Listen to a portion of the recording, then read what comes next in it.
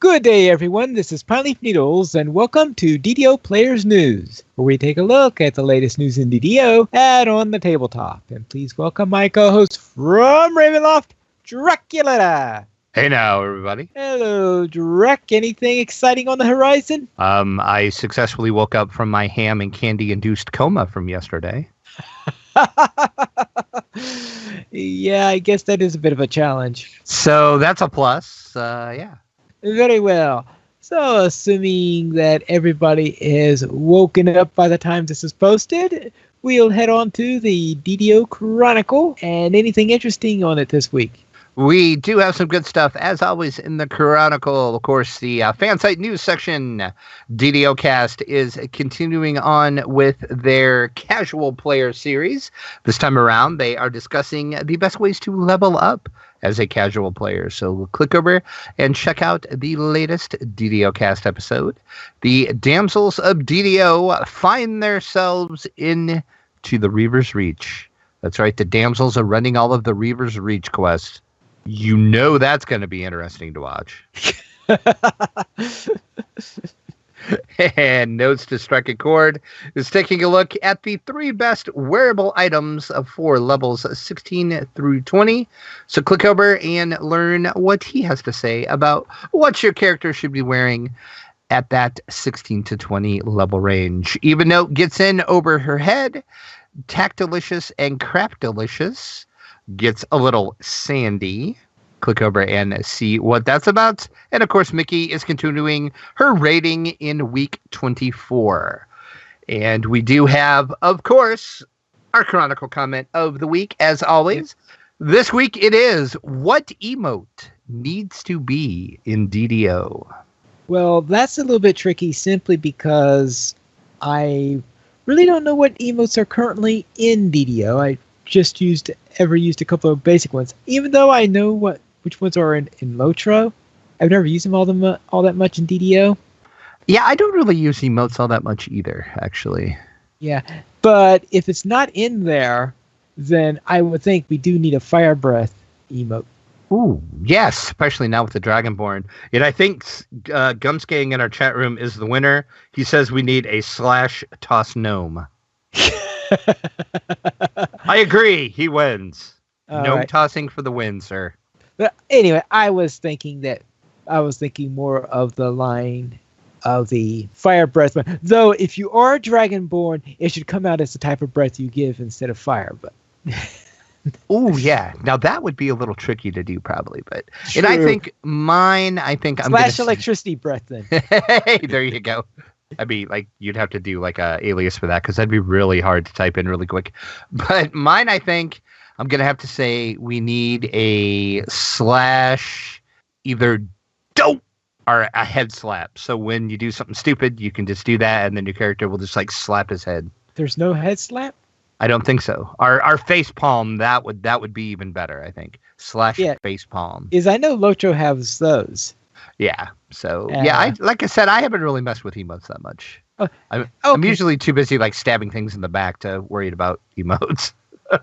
As for a shortcut for electric breath, how about / shock? Hey, there you go. Okay. That works out good, actually. Then, of course, we have our official screenshot of the week in the Chronicle, and it comes to us from Emolaraya?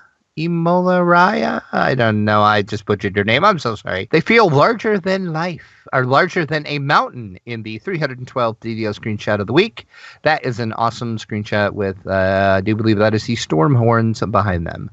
Awesome screenshot. I like it. And that's really it for our Chronicle this week. Then let us head into our store sales. Anything nice and useful up for sale this week? Yes. As a matter of fact, we have 20% off the Sovereign XP Elixirs, the Greater Slayer Boost, the Treasure Hunter Elixirs, and the Long-Lasting Supreme Ability Potions. Words are hard tonight. All at 20% off in the store. Then our coupon code is a Lasting Potion of Resist Cold plus 10. You will get 5 of those potions when you use the coupon code PUNCHCOLD. PUNCHCOLD. I have no idea how one would punch a cold, but hey, there you go. Oh, well, maybe they should have tried Cold Ease instead. I'm sure that's copyrighted, so. Well, trademarked at least. Then let's head into our site news, where we asked the question, Drac, if you had a wish, what would you wish for? What would I wish for? I would wish for a better video camera so we can cover Gen Con and Origins and our tabletop coverage better. That's what I would wish for. And how are we going to make that happen, you might ask? Well, that's a good question. I created a GoFundMe. Aha. I've been thinking about this for a while. I've been tossing the idea around. I know other podcasts/websites have done it. So I'm like, you know what? Let's try it, see what happens. And we'll just hope for the best. So yes, there is a GoFundMe that is now up. I have linked it in the chat room. I will also just give you the URL. It's easy to remember. It is GoFundMe/DDO players. And there you will find the campaign we have for our GoFundMe. Basically, as I said, we need a better not web camera. I'm sorry. We need a better video camera. If you've watched our tabletop coverage that we have done, I have done some unboxing videos and also some tabletop gameplay videos, and of course the convention videos that we did with Gen Con. I have a nice HD camera, but the problem with the camera is it will not accept an external microphone. And as you know, if you're standing on a convention floor, it's really loud, and if you don't have an external mic, it's not that great. So we need a better camera. And I did some research. It looks like for $400, we can get a complete video camera setup that will give us some external mics. We'll have a couple extra memory cards. Of course, we'll have the tripod. We'll have a nice case. We'll have everything we need and a nice 1080p HD camera with the all-important external mic. So if you enjoy the podcast, if you enjoy the websites, if you enjoy our coverage that we do at conventions and our tabletop coverage, that if we get a new camera, you'll see more tabletop gameplay videos. Hint, hint. But yeah, so if you feel like it, of course you don't have to. I'm not saying anybody has to donate, but even if you could just donate a couple bucks, that would help us. Because I thought about it, and judging by the amount of downloads and views combined that we get on the YouTube version of it and the download and the stream of the podcast, if everybody that downloaded or listened to the episode would just donate, say, a few bucks, we would easily have that $400 to get the camera. So just putting that out there once again. You don't have to. I appreciate it. We all appreciate it here at DDO Players. It's just something that we're trying to do to make the site a little better and to get our convention coverage a little better. So thanks, and just think about it. Let's head in to see what's coming in from the dungeon. And I suspect that if a monster came out and we killed the monster, maybe it would be carrying a new video camera. That would be awesome, actually. Where's that dungeon? Yeah. Well, how about a true dungeon then? Yes, we can go into True Dungeon, and you can go into True Dungeon at Origins now. That's right, True Dungeon is coming to the Origins Game Fair for the first time ever. And many of you have heard about True Dungeon. It's a staple at Gen Con. There is a lot of people that attend Gen Con just to do True Dungeon all 4 days. And if you're not familiar with exactly what True Dungeon is, it is basically a real-life dungeon that you walk through and you fight monsters, do puzzles, just like you would in any other dungeon, but you're actually doing it. And the combat is done, you have tokens, and combat is done on like a little shuffleboard. So you will have, the monster will be on the shuffleboard, and you will like slide your token down, and then you'll land in a certain space if you hit or whatever. And then of course your token, if you have like a token of +2, you'll get +2 to the hit, etc., etc. So it really is a true dungeon that you're in. And every year they kind of ramp up what they're doing for the storyline of the dungeon. I did it a few years ago. It was an amazing experience, so much fun. And yeah, they're coming to Origins for the first time ever. And the Origins Game Fair this year is taking place in the Greater Columbus Convention Center in Columbus, Ohio, June 14th through the 18th. And of course, True Dungeon is open to all players of all ages. And True Dungeon Adventures is very excited to announce that we will be bringing our immersive events to Origins.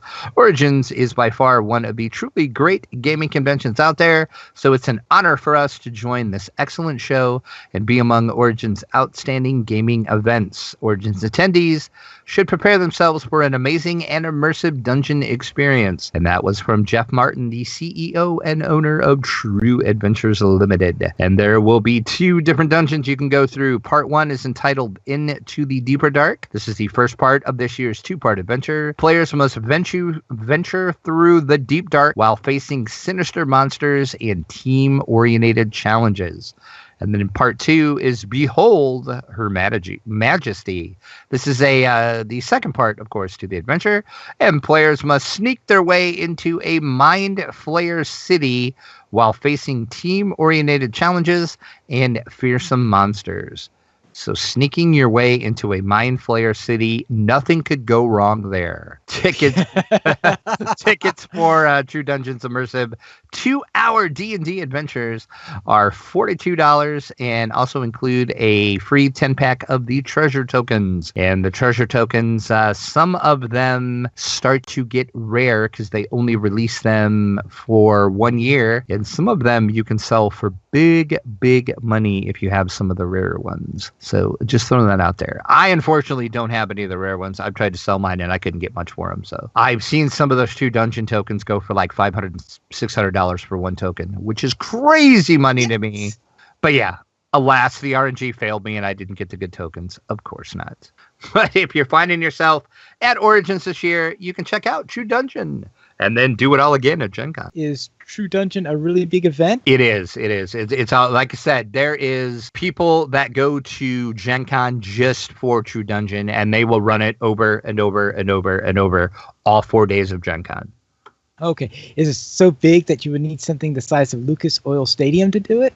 As a matter of fact, you do, because that's where True Dungeon is held at Gen Con. And it looks like Gen Con is getting so big, they need more of Lucas Oil Stadium. If you remember last year, we talked about how for the first time ever, Gen Con was going to use just a little piece of Lucas Oil for the Anime Expo and True Dungeon. Well, now they're going to use a lot of Lucas Oil Stadium as they're taking over the football field. What were they doing? Going to have a marching band there or something?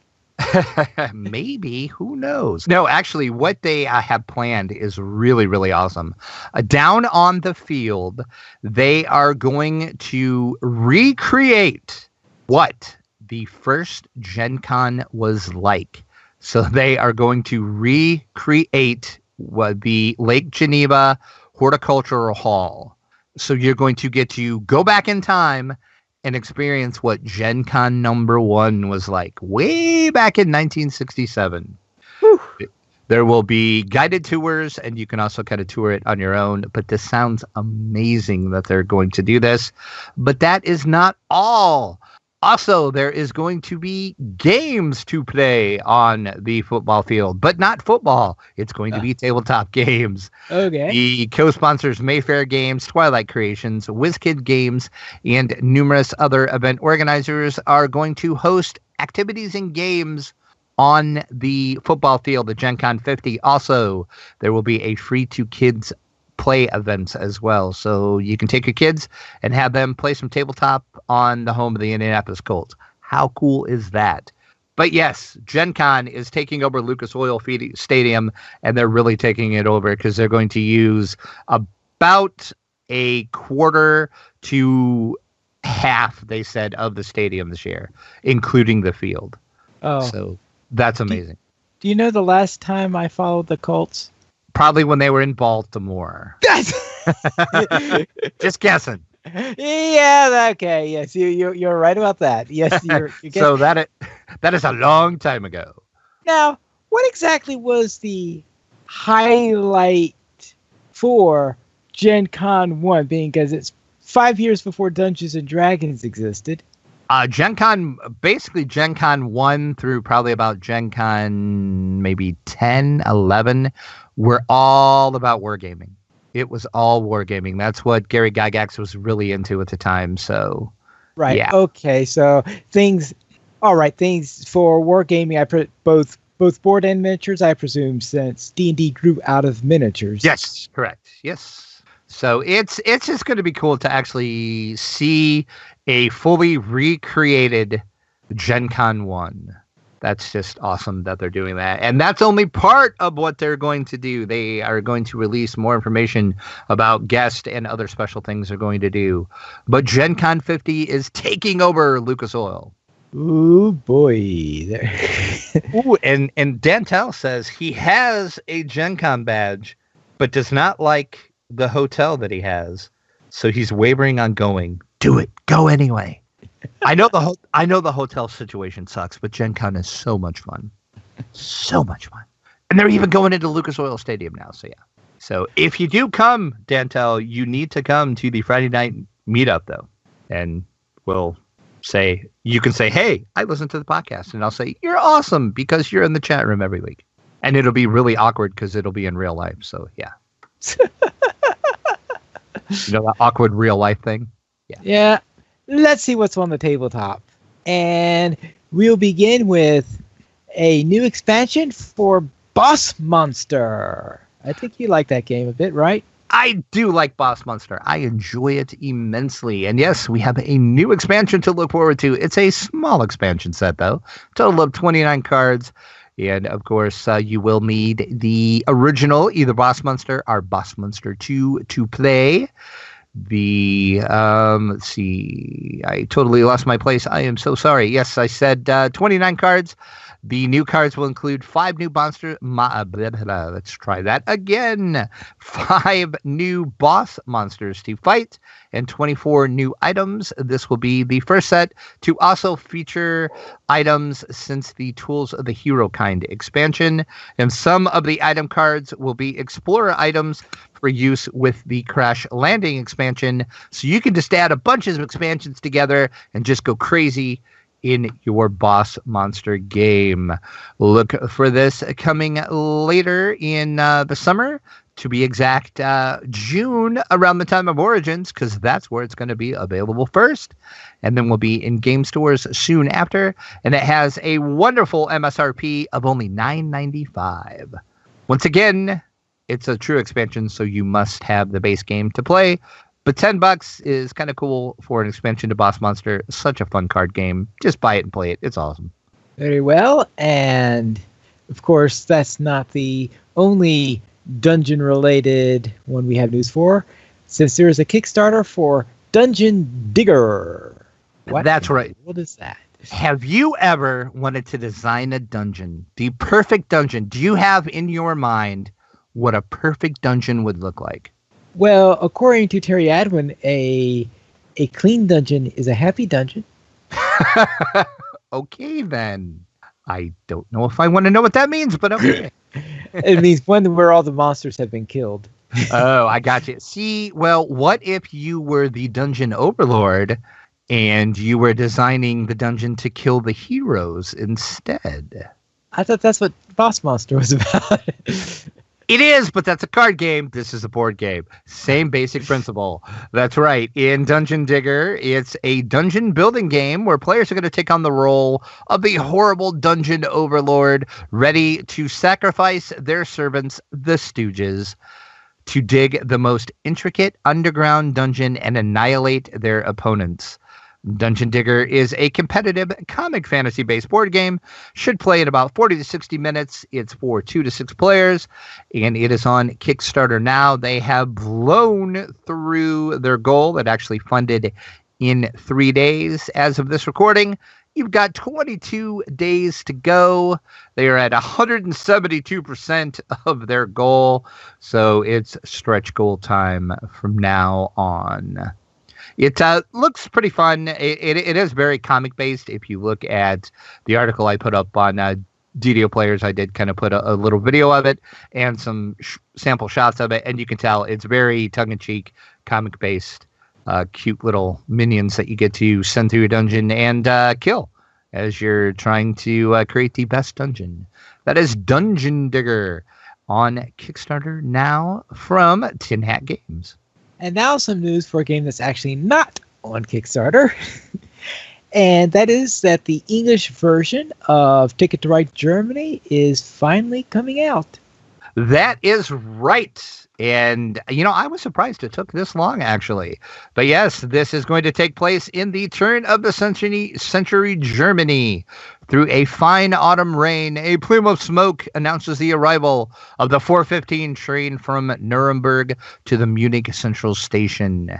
Oh, what surprises you that it's taken... why do you say it took so long? Are you talking about the English translation, or are you talking about...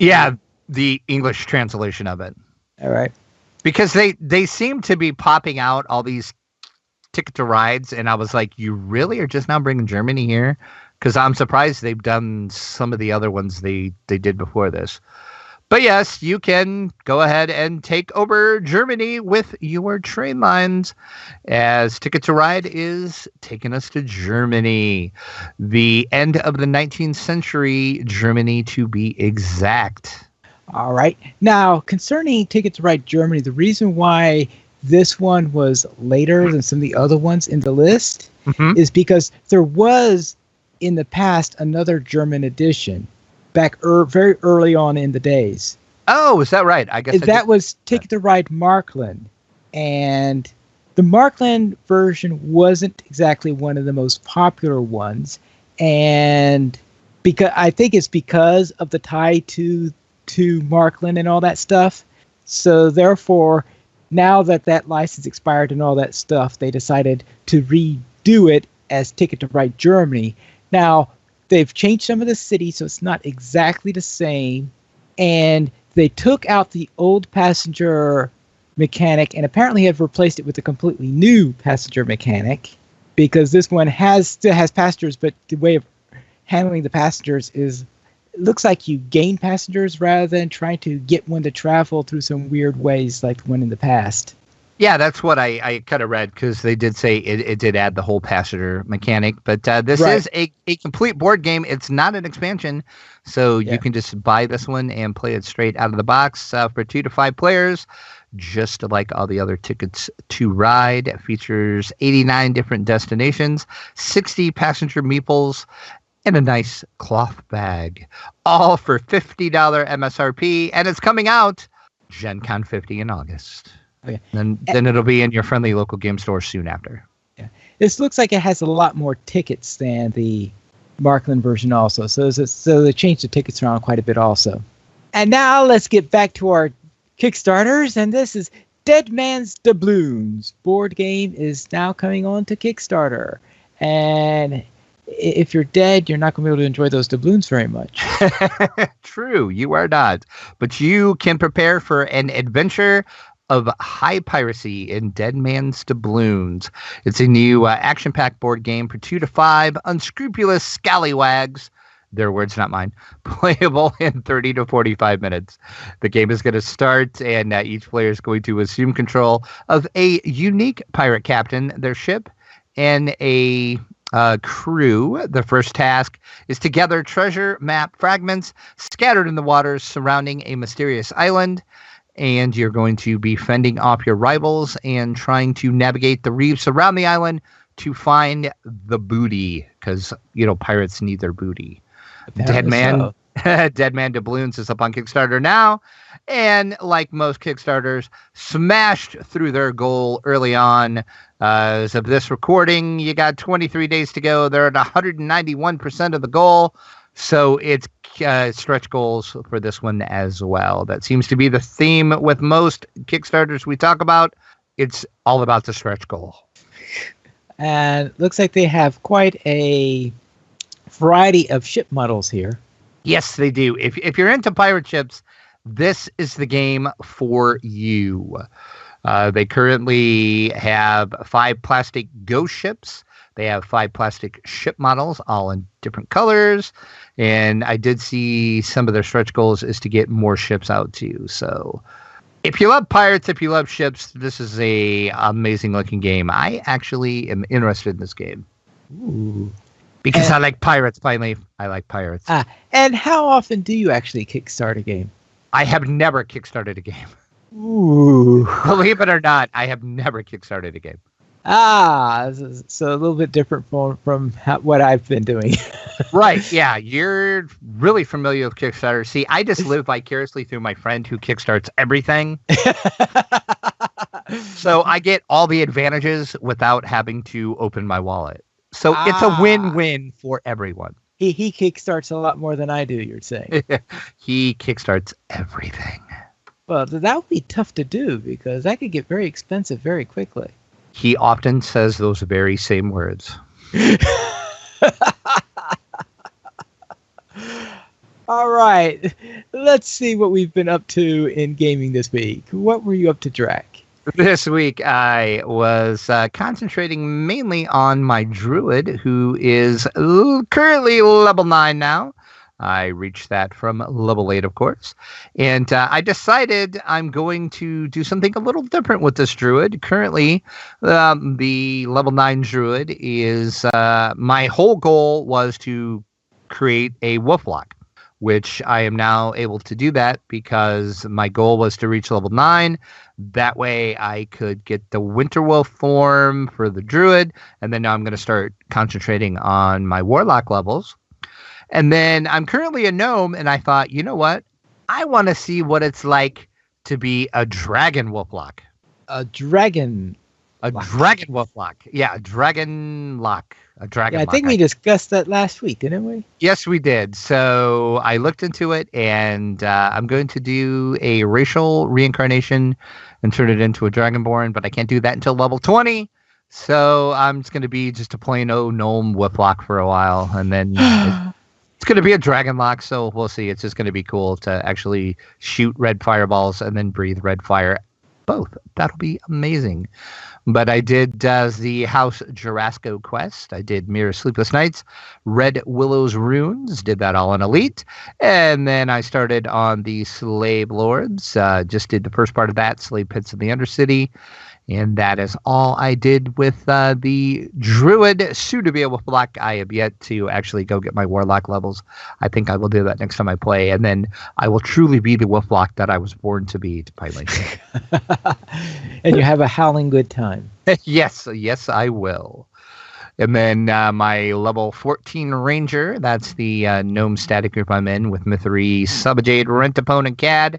Sometimes Alessa when she decides to join us. We were rent-to-poneless this week, so we were trying to figure out what we were going to do. Our plan was actually to do the giant raid in Giant Hold, but since Rent wasn't with us, we decided we would just go back into the Giant Hold tour and do all of the Dragon Giant optionals. So that's what we did. We did the Black Giant, the Black Dragon, the Blue Dragon, and the White Dragon. Lots of dragons, lots of giants. Lots of dead giants and dragons and lots of loot, but nothing really, really good. And alas, I did not get the bow. I was trying to get the bow to drop out of that chest, but of course, did it? Heck no. Stupid RNG anyway. Never put your faith in an RNG. I agree 100%.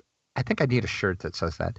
The only other thing I did is with you. I will let you talk about that.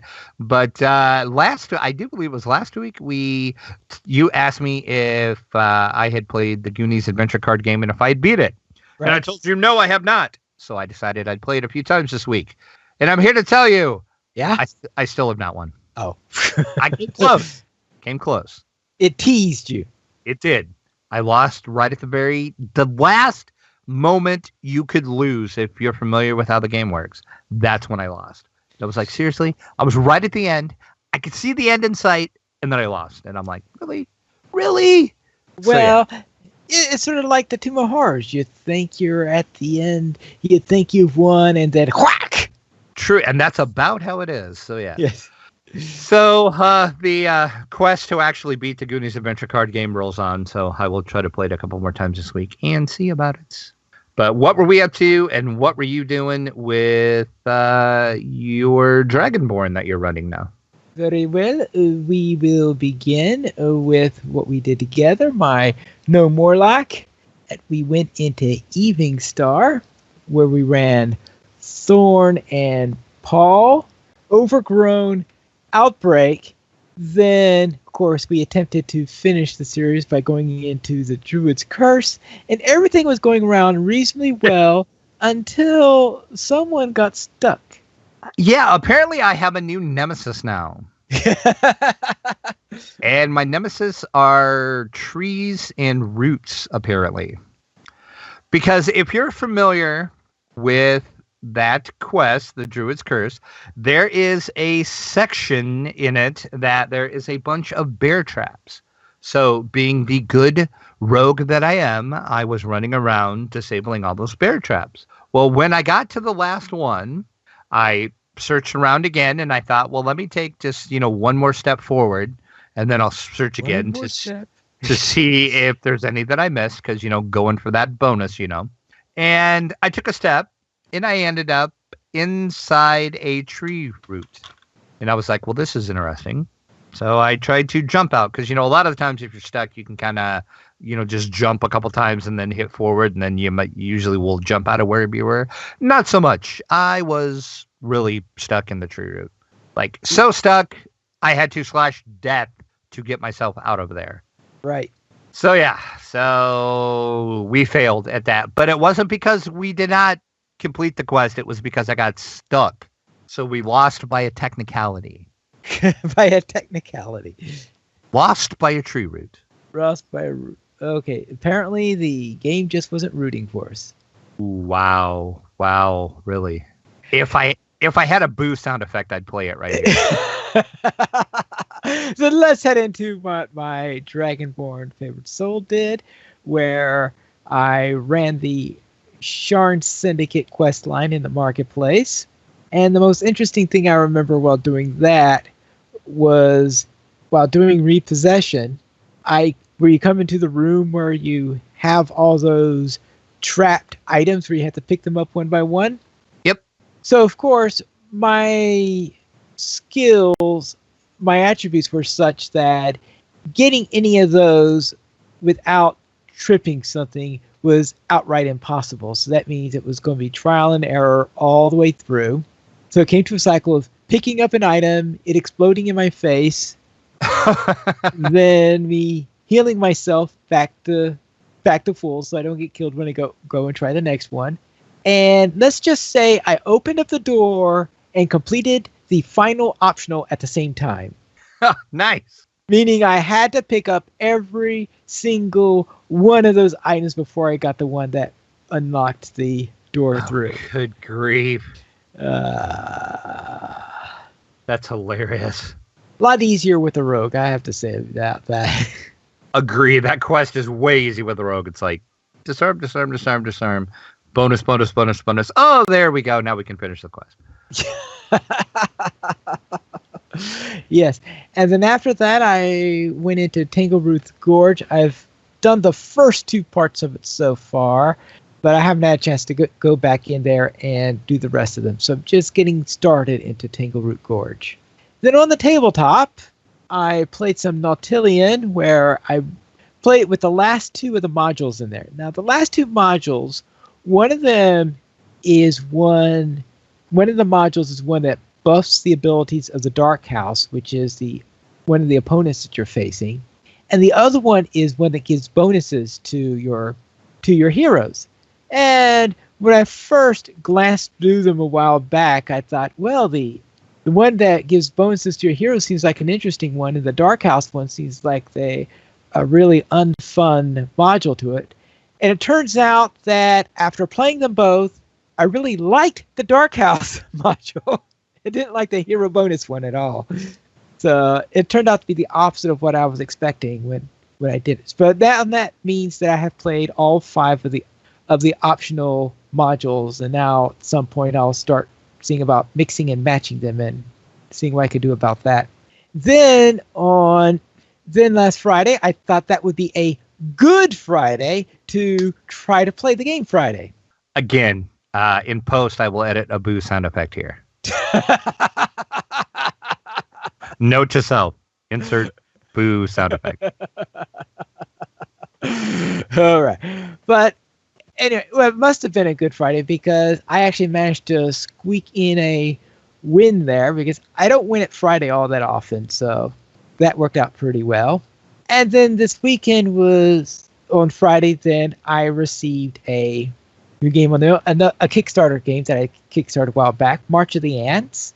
So therefore I played that, and I was playing the solo module where you go and try to save the ant grove, or the meadow, against rampaging centipedes. So I managed to win that, though of course that's assuming that I actually played correctly, since it's not a given. Since it was my first time through the rules and all that stuff. So I'm just trying to wrap my head around rampaging centipedes. Well, from the point of view of an ant. Well, okay, I will give you that. Yeah, a centipede is, pretty big compared to an ant. Of course, you're handling a meadow of, a meadow of ants, so therefore you do have that on you, but you have to be able to get them going and get your ants all diverted so that they could help prevent the centipedes from coming in and taking over the ant nest. Then, while I was playing March of the Ants, I got another shipment, and this time it was for Too Many Bones. And Too Many Bones is a dice building RPG, I guess is the best way of doing it. So it's a little bit of an RPG, sort of like a roguelike RPG style. So you can imagine it's tough and stuff. And boy, it showed me other stuff. So I played one of them using a single character, seeing how well I could get through there. And yes, I had an 8 days in order to get to the boss and then fight the boss and all that stuff. And I managed to get to the boss, and I was all ready to face the boss on the last day. I go in against the boss, and I determined that I may need a little bit more firepower on that character. I should have added a little bit more firepower to the character, because that boss, I just could not hurt it. And then, of course, eventually it took its club and went whop and smashed me silly on the head. So yeah, so I lost that. And Too Many Bones is made by Chip Theory's games, and how you keep track of health is that you have these poker chips underneath it. Everything's done in chips, so therefore your character is represented by a chip, and then under that you have some red chips that represent your health, and that's how you keep on that game. And when I received that, I also received something else from Chip Theory Things, which is also something that I also ordered with the same Kickstarter, and that was Hoplomachus. So I played Hoplomachus Origins, and I started the solo challenge campaign on there, where the idea is to beat 20 scenarios, where as you go along, the enemy you're facing gets tougher and tougher and tougher. And I played the first scenario on that, and of course, since it gets tougher and tougher and tougher, you can imagine that the very, very first one that you start out with is a little bit on the easy side. So therefore, it's so that it's winnable by someone who hasn't played the game before. So I managed to get through that and beat this first scenario, but I have a feeling that a few scenarios in, it's going to be a lot tougher for me to just walk in and win.